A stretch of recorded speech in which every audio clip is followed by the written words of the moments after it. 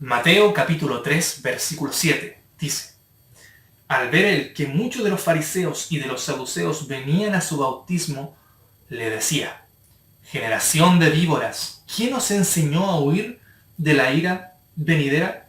Mientras Juan estaba predicando y también bautizando, vinieron fariseos y vinieron saduceos también a este evento.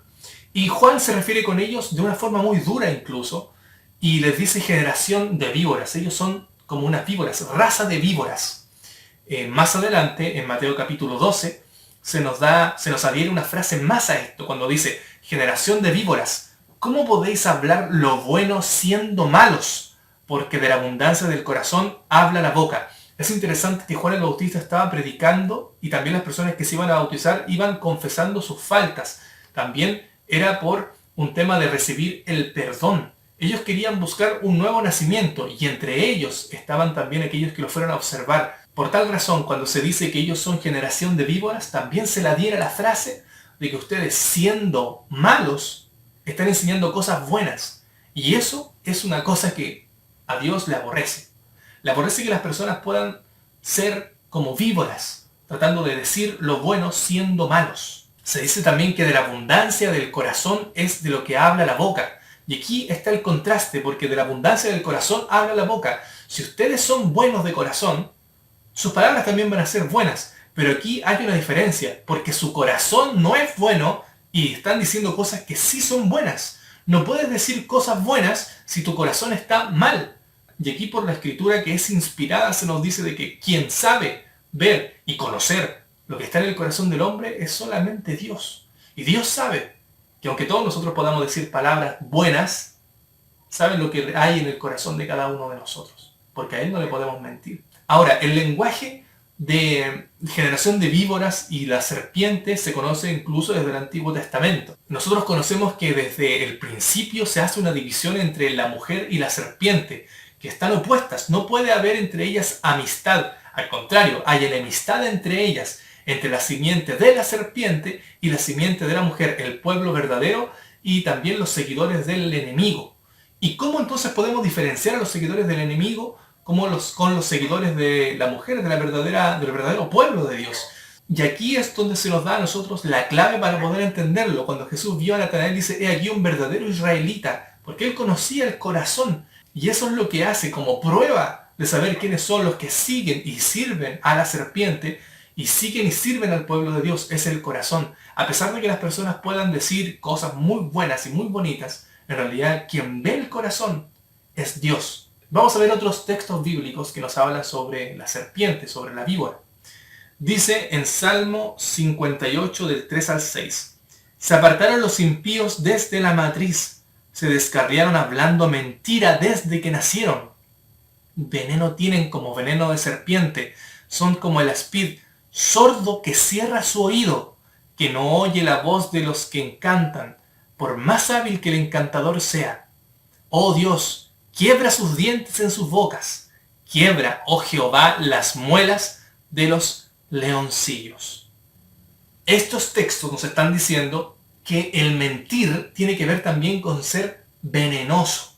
Y eso tiene que ver con los textos anteriores que nos dicen que las personas dicen cosas.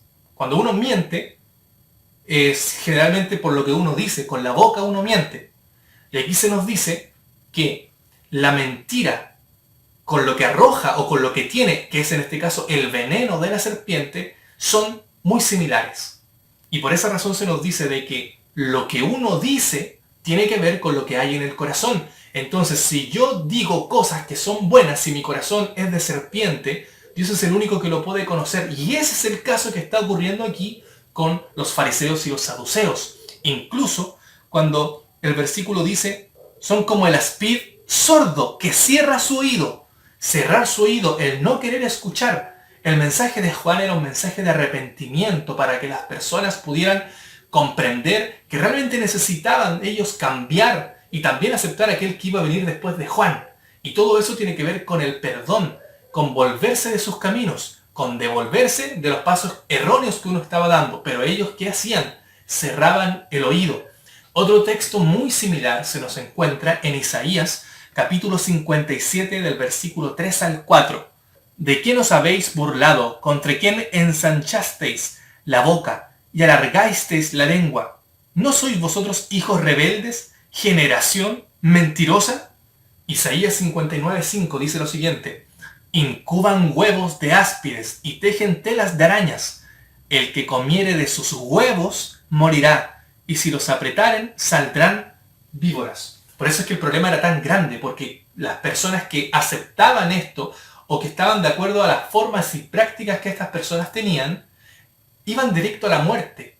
Iban directo a la muerte por no tener un cambio. ¿Y ese cambio por qué? Por cerrar sus oídos, por no aceptar el mensaje.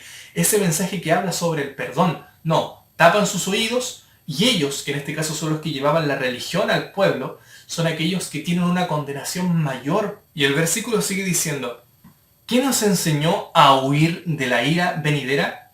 ¿Qué significará esto? Primero hay que darnos cuenta de qué se refiere la ira venidera. Tiene connotación tanto con lo que pasó en Jerusalén en el año 70, como también una consecuencia final. Por ejemplo, se nos dice en la epístola de Romanos, el capítulo 5 y el versículo 9, pues mucho más estando ya justificados en su sangre, por él seremos salvos de la ira. Y esperad de los cielos a su Hijo, al cual resucitó de los muertos, a Jesús, quien nos libra de la ira venidera. Lo que prácticamente le está diciendo es: ¿quiénes a ustedes le han dicho que con la forma que ustedes tienen, al ser como unas víboras, al ser como unas serpientes, al ser ustedes mentirosos, al estar extraviando al pueblo, al incluso ir a ver a Juan el Bautista predicando y hablando del perdón, aún ellos con ese corazón duro y también con esos oídos tapados para no conocer la verdad ni tampoco aceptar el perdón, ¿cómo se les ocurre a ellos que van a escapar de la ira con todas las cosas, con sus prácticas tanto exteriores que ellos mostraban la religión, pero su corazón era el que estaba podrido? Jesús muchas veces dijo: hagan lo que ellos dicen, pero no hagan lo que ellos hacen. Entonces, con todas las cosas que ustedes dicen, con todas las cosas que ustedes se adornan en una religión exterior, los que escapan de la ira son los que se salvan. Entonces, ¿cómo ustedes creen que se van a salvar? ¿Quién les está enseñando a ustedes que se van a salvar de esa manera?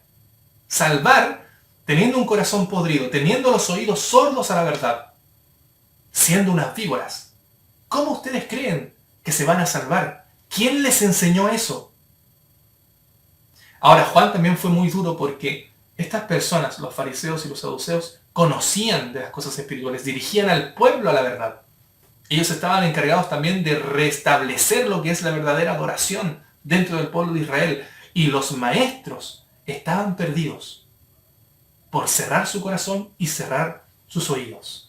Es por eso que las cosas exteriores hacía decir a ellos en su corazón: Abraham tenemos por padre, nosotros venimos de un linaje, y a eso es lo que se refiere también Juan, nosotros venimos de un linaje de la promesa del verdadero Dios que Dios nos ha escogido. Nosotros también eran muy nacionalistas ellos.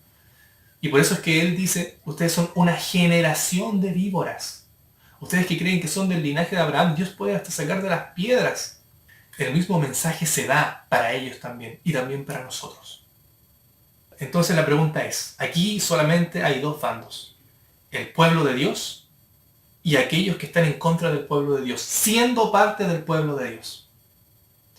Y estando en contra no significa atacar al pueblo de Dios solamente, sino también estar en contra de Dios y en contra de su pueblo al tener un corazón podrido y aún enseñar cosas buenas. Y eso es algo que solamente Dios puede ver. ¿Será que nosotros estamos dentro de ese grupo también? Solo Dios lo sabe. Y solo nos queda a nosotros poder orar, tanto por nosotros como por todos, para no ser parte de ese grupo. Al contrario, ser parte del verdadero pueblo de Dios y que Dios quiere tener para preparar el camino para que Cristo venga.